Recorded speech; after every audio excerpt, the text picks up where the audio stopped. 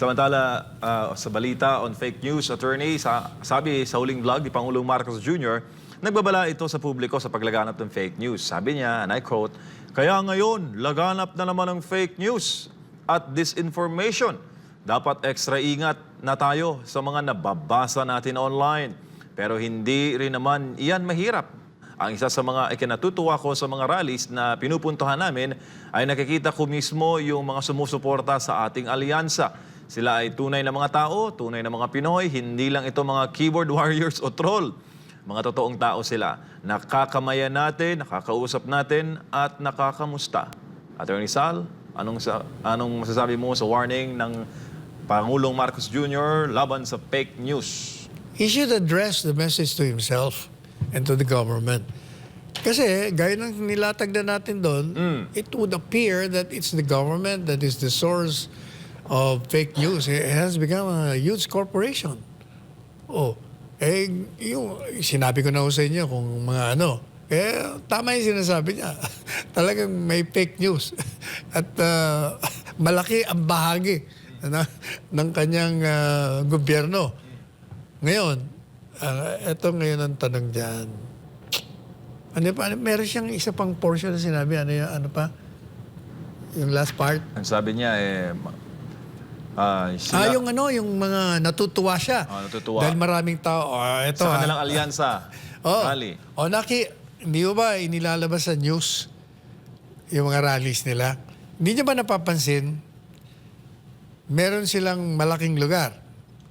Pagkatapos, nandun, nakaupo sa silya. Organisado. Ay, isa lang ang ibig sabihin yan.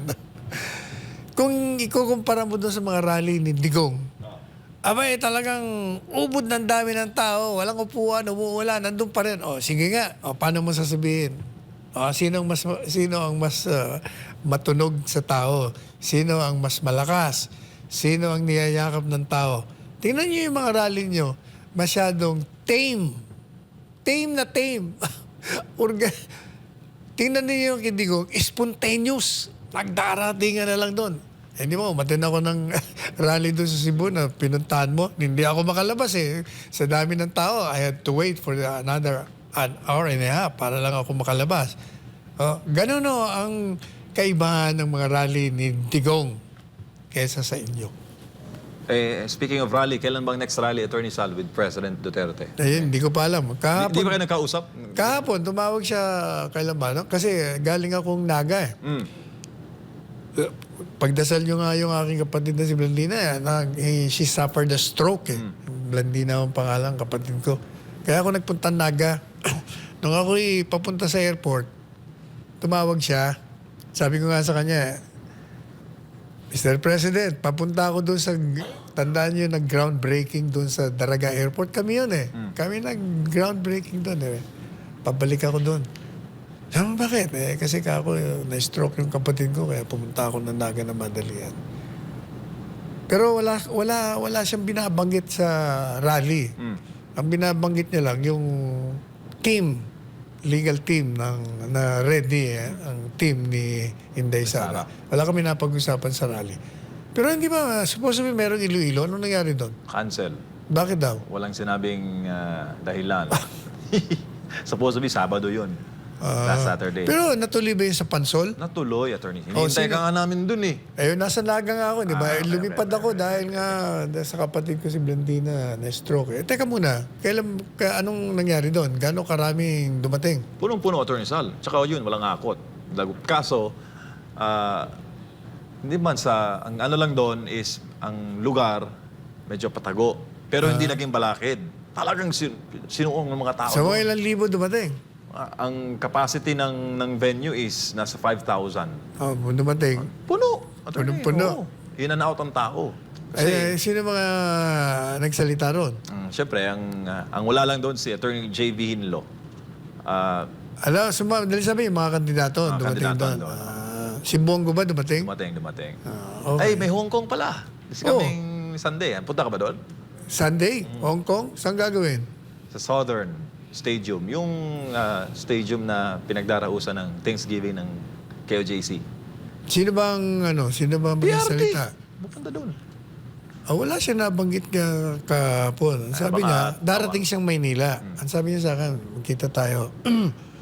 Speaking of KOJC, alam mo ba, natuwa ako, nung yung nag-drive ho sa akin, na binigay ng isang kaibigan ko, papuntang sinalubong ko sa Daraga, tapos dinala ko sa Naga, siya rin ang kasama ko sa mga lakad ko doon. Isang araw lang naman. Pero natuwa ako kasi nung kami kumakain sa Big Mike's, kasama ko si Kaloy Flores, pinagandaan ako ng ng tawag dito, pagkain. Laing, sarap. Yun. Tsaka bopis. Yan. Nagutom tuloy ako. Kaya lang, merong masarap na dinuguan. Sarap din yun eh. Mate. Ayaw niya kainin nung kasama kong driver. Si Gomer. Ano ka bakit? Bawalo eh. Bakit? Ano ka ba? Iglesia? Hindi ko, KOJC ako. Uy! Sabi ko, okay ka. KOJC ka pala? May tuwan-tuwa ako. Kako, kumusta si Pastor? Oo, kinakampanya namin. Mabuti naman, tuwan-tuwa ako na KOJC pala yung nagda-drive sa akin. Yan. Panay kampanya raw nila. Ayos. Samantala, Attorney Sal, plano ng Bureau of Corrections sa Bucor na isara ang Bilibid sa Muntinlupa taong 2028 at ilipat po ang mga bilanggo sa ibang penal farm. Ayon sa hepe ng ahensya, minamadali nila ang paglilipat ng mga bilanggo bilang paghahanda sa pagsasara ng NBP. Si Chair Light Saritale.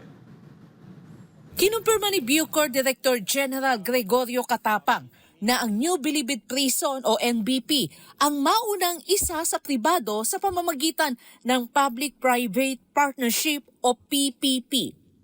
Mayroon na umanong mga nagsumite ng unsolicited proposals para sa proyekto. Naka-receive kami ng orders sa ating mahal na Pangulo to SOJ to do PPP. Kasi po hindi talaga kayang ng gobyerno magpagawa ng facilities ng Bucor just to address the congestion. Target ng Bucor na mailipat ang 25,000 bilanggo mula sa NBP sa 2028. Ngunit mananatili ang mga opisina ng Bucor sa Muntinlupa. Sa kasalukuyan, nasa 30,000 na person deprived of liberty o PDL ang nananatili sa NBP. Kasunod ng NBP, sabi rin ni Katapang, ang Iwahi Prison and Penal Farm sa Palawan naman ang isa sa ilalim sa PPP. Na master plan ko na rin yung Palawan. Binigyan na rin tayo ng go signal ni Secretary Boying to undertake PPP din. Kasi yung Palawan, mapakalaki nun, 29,000 hectares. So may master plan na rin kami. Para sa Diyos at sa Pilipinas kong mahal, Cherry Light, SMNA News. Pag babanggit yung Bilibid, naalala ko si General Bantag, Attorney Sal. Oo nga. No? Saan na kayo yung mamang yun? Wala. Hinahanap din yata ng mga Siyempre, otoridad. ayaw siyang sumuko kasi alam na namang yayariin siya rito eh.